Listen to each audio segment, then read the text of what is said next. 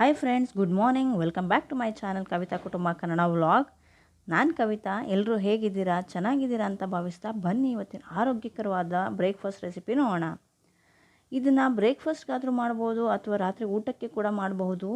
ದಿನ ಅದೇ ಚಿತ್ರಾನ್ನ, ಅದೇ ಪುಳಿಯೋಗರೆ, ಅದೇ ದೋಸೆ, ಇಡ್ಲಿ ಮಾಡಿ ಬೇಜಾರಾಗಿದ್ದರೆ ಇದು ತುಂಬಾ ಪ್ರೋಟೀನ್ ಯುಕ್ತವಾಗಿರುವಂಥ ದೋಸೆ ಇದು.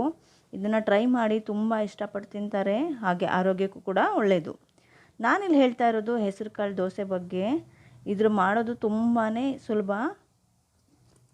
ಹೇಗೆ ಮಾಡೋದು ಅಂತ ನೋಡೋಣ ಬನ್ನಿ. 1.5 ಕಪ್ನಷ್ಟು ಹೆಸರು ಕಾಳು ತೊಗೊಂಡಿದ್ದೀನಿ ಇಲ್ಲಿ. ಆನಂತರ 2 ಟೇಬಲ್ ಸ್ಪೂನ್ನಷ್ಟು ಕಡಲೆಬೇಳೆ ಹಾಕ್ಕೊಳ್ತಾ ಇದ್ದೀನಿ. ಕಡಲೆಬೇಳೆ ಹಾಕೋದ್ರಿಂದ ಕ್ರಿಸ್ಪಿಯಾಗಿ ಬರುತ್ತೆ, ಹಾಗಾಗಿ. ಆನಂತರ 1 ಕಪ್ನಷ್ಟು ಅಕ್ಕಿನ ಹಾಕ್ಕೊಂಡು 3ರಿಂದ 4 ಬಾರಿ ಚೆನ್ನಾಗಿ ತೊಳ್ಕೊಬೇಕಾಗತ್ತೆ. ತುಂಬ ಧೂಳಿರೋದ್ರಿಂದ ಚೆನ್ನಾಗಿ ತೊಳ್ಕೊಬೇಕಾಗತ್ತೆ. ಆನಂತರ ಕ್ಲೀನಾಗಿರೋಂಥ ವಾಟರ್ ಹಾಕಿ ರಾತ್ರಿ ಇಡೀ ನೆನೆಸ್ಬೇಕಾಗತ್ತೆ. ಬೆಳಗ್ಗೆ ಮಾಡ್ತೀವಿ ಅಂದರೆ ರಾತ್ರಿ ಇಡೀ ನೆನೆಸ್ಕೊಳ್ಳಿ, ಅಥವಾ ಸಂಜೆಗೆ ಮಾಡ್ಕೊತೀವಿ ಅಂತಂದರೆ ಒಂದು 6 to 8 ಅವರ್ಸ್ ನೆನೆಸಿದ್ರೆ, ಬೆಳಗ್ಗೆ ನೆನೆಸಿದ್ರೆ ಸಾಕಾಗತ್ತೆ. ಈ ರೀತಿಯಾಗಿ ನೆನೆಸಿರೋವಂಥದ್ದು ನೋಡಿ, ಬೆಳಗ್ಗೆ ನೋಡ್ತಾ ಇರೋದು ತುಂಬಾ ಚೆನ್ನಾಗಿ ನೆನ್ಕೊಂಡಿದೆ. ಕಡಲೆಬೇಳೆ ಆಗಿರ್ಬೋದು, ಹೆಸರು ಕಾಳಾಗಿರ್ಬೋದು ಎಲ್ಲವೂ. ಆನಂತರ ಒಂದು ದೊಡ್ಡ ಮಿಕ್ಸರ್ ಜಾರ್ ತೊಗೊಂಡು ಅದಕ್ಕೆ ನೆನೆಸಿಟ್ಕೊಂಡಿರೋಂಥ ಕಡಲೆಬೇಳೆ, ಹೆಸರು ಕಾಳು, ಆನಂತರ ಅಕ್ಕಿ ಎಲ್ಲನೂ ಕೂಡ ಅದಕ್ಕೆ ಹಾಕ್ಕೊಳ್ಳಿ. ಇದಿಷ್ಟು ಹಾಕೊಂಡ ನಂತರ 2ರಿಂದ 3 ಒಣಮೆಣ್ಸಿನ್ಕಾಯಿ ಹಾಕ್ಕೊಳ್ಳಿ. ನಾನಿಲ್ಲಿ ಒಣಮೆಣ್ಸಿನ್ಕಾಯಿ ಬಳಸೋದ್ರಿಂದ ಅದನ್ನೇ ಹಾಕ್ತಾಯಿದ್ದೀನಿ. ನಿಮಗೆ ಬೇಕು ಅಂದರೆ ಹಸಿಮೆಣ್ಸಿನ್ಕಾಯಿ ಹಾಕ್ಕೋಬೋದು. ಆನಂತರ ಕೊತ್ತಂಬರಿ ಸೊಪ್ಪು ತೊಳೆದಿಟ್ಕೊಂಡಿರೋಂಥದ್ದು. ಆನಂತರ 1ರಿಂದ 1.5 ಟೇಬಲ್ ಸ್ಪೂನಷ್ಟು ಜೀರಿಗೆ ಹಾಕೋತಾ ಇದ್ದೀನಿ. ಜೀರಿಗೆ ಕೂಡ ಒಂದು ಒಳ್ಳೆ ಟೇಸ್ಟ್ ಕೊಡುತ್ತೆ ಇದನ್ನು ಹಾಕೋದ್ರಿಂದ. ಆನಂತರ ಇದಕ್ಕೆ 1 ಟೇಬಲ್ ಸ್ಪೂನಷ್ಟು ಶುಂಠಿ ತುರಿದಿಟ್ಕೊಂಡಿರುವಂಥದ್ದು ಪೇಸ್ಟ್ ಏನು ಬರುತ್ತೆ, ಶುಂಠಿ ಪೇಸ್ಟ್ ಹಾಕೋತಾ ಇದ್ದೀನಿ. ಕಟ್ ಮಾಡಿ ಆದರೂ ಹಾಕೋಬೋದು, ಗ್ರೈಂಡ್ ಮಾಡೋದ್ರಿಂದ ಕಟ್ ಮಾಡಿ ಆದರೂ ಹಾಕೋಬೋದು, ಅಥವಾ ತುರಿದು ಕೂಡ ಹಾಕೋಬೋದು. ಆನಂತರ ರುಬ್ಬೋದಕ್ಕೆ ಬೇಕಾಗಿರೋ ಅಷ್ಟು ನೀರು ಹಾಕ್ಕೊಂಡು, 1 ಕಪ್ ಅಥವಾ 1.5 ಕಪ್ನಷ್ಟು ನೀರು ಹಾಕ್ಕೊಂಡು ಇದನ್ನು ತರಿಯಾಗಿ ರುಬ್ಕೊಳ್ಳಿ ಫಸ್ಟು. ಈ ರೀತಿಯಾಗಿ ತರಿಯಾಗಿ ರುಬ್ಕೊಂಡ ನಂತರ ಇದಕ್ಕೆ ತೊಳೆದಿಟ್ಕೊಂಡಿರೋಂಥ ಪಾಲಕ್ ಸೊಪ್ಪನ್ನ ಹಾಕೋತಾ ಇದ್ದೀನಿ. ಇದನ್ನೇನು ಹೆಚ್ಚಿಟ್ಕೊಳ್ಳೋದು ಬೇಕಾಗಿಲ್ಲ, ತೊಳೆದಿಟ್ಕೊಂಡ್ರೆ ಸಾಕಾಗುತ್ತೆ. ತೊಳೆದಿಟ್ಕೊಂಡಿರೋಂಥ ಒಂದು ಅರ್ಧ ಕಟ್ನಷ್ಟು ತೊಗೊಂಡಿದ್ದೀನಿ ನಾನಿಲ್ಲಿ.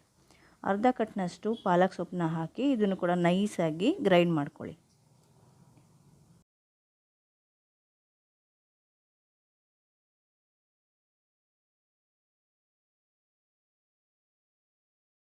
ಹೀಗೆ ನೈಸಾಗಿ ಗ್ರೈಂಡ್ ಮಾಡ್ಕೊಂಡಿರೋಂಥ ಹೆಸರು ಕಾಳ್ದು ಬ್ಯಾಟರ್ ಏನಿದೆ, ಸಂಪಣ ಅಂತ ಹೇಳ್ತಾರೆ ಅಥವಾ ದೋಸೆ ಹಿಟ್ಟು ಏನು ಹೇಳ್ತಾರೆ, ಅದನ್ನು ಒಂದು ದೊಡ್ಡ ಪಾತ್ರೆಗೆ ಟ್ರಾನ್ಸ್ಫರ್ ಮಾಡ್ಕೊಳ್ಳಿ. ಇದು ಟ್ರಾನ್ಸ್ಫರ್ ಮಾಡ್ಕೊಂಡ ನಂತರ ಆ ಜಾರ್ ಏನಿದೆ, ಮಿಕ್ಸರ್ ಜಾರ್, ಅದನ್ನು ಕೂಡ ತೊಳೆದು ಹಾಕ್ಕೊಳ್ಳಿ. ಒಂದು ಸ್ವಲ್ಪ ತುಂಬ ತೆಳುವಾಗಿ ಮಾಡ್ಕೊಬೇಡಿ ಅಥವಾ ತುಂಬ ಗಟ್ಟಿ ಕೂಡ ಮಾಡ್ಕೊಬೇಡಿ. ನಿಮ್ಮ ಕನ್ಸಿಸ್ಟೆನ್ಸಿ ನೋಡಿಕೊಂಡು ಎಷ್ಟು ಬೇಕೋ ಅಷ್ಟು ನೋಡ್ಕೊಂಡು ನೀರು ಹಾಕ್ಕೊಳ್ಳಿ. ಆನಂತರ ರುಚಿಗೆ ತಕ್ಕಷ್ಟು ಉಪ್ಪು, ಇನ್ನೊಂದು ಸ್ವಲ್ಪ ಬೇಕು ಅಂದರೆ ನೀರು ಹಾಕ್ಕೊಂಡು ಇದನ್ನು ಚೆನ್ನಾಗಿ ಮಿಕ್ಸ್ ಮಾಡ್ಕೊಳ್ಳಿ. ಉಪ್ಪೆಲ್ಲ ಚೆನ್ನಾಗಿ ಹದವಾಗಿ ಹಿಡಿಬೇಕು. ನೀಟಾಗಿ ಮಿಕ್ಸ್ ಮಾಡ್ಕೊಳ್ಳಿ. ಇದಕ್ಕೆ ಯಾವುದೇ ರೀತಿ ಸೋಡಾ ಆಗಿರ್ಬೋದು, ಈನೋ ಆಗಿರ್ಬೋದು, ಏನು ಮಿಕ್ಸ್ ಮಾಡೋ ಅವಶ್ಯಕತೆ ಇಲ್ಲ. ಆನಂತರ ನಾನಿಲ್ಲಿ ಸ್ವಲ್ಪ ಗಟ್ಟಿ ಅನ್ನಿಸ್ತು ಬ್ಯಾಟರು, ಹಾಗಾಗಿ ಒಂದು ಅರ್ಧ ಲೋಟದಷ್ಟು ನೀರು ಹಾಕ್ಕೊಂಡು ಕೂಡ ಚೆನ್ನಾಗಿ ಮಿಕ್ಸ್ ಮಾಡ್ಕೊತಾ ಇದ್ದೀನಿ ಇಲ್ಲಿ.